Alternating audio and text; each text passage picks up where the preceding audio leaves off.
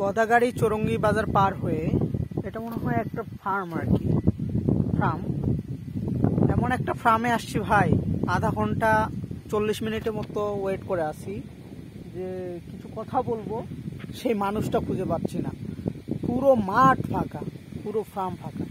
রাস্তায় হচ্ছে মাঝে মধ্যে 2-1টা গাড়ি আসে, অটোগুলো আর কি, অটো ভ্যান এগুলো আসে, কিন্তু এমনি কোনো কৃষক বা লেবার কারোর সাথে যে কথা বলবো এরকম কোনো মানুষ খুঁজে পাচ্ছি না।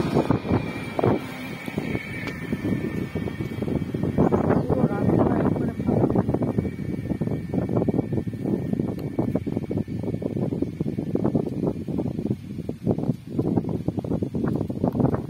তবে রাস্তাটা অনেক সুন্দর আর কি, গাছগুলো দেখে। এপাশেও হচ্ছে ফাঁকা মাঠ, এপাশেও হচ্ছে পুরো ফাঁকা মাঠ।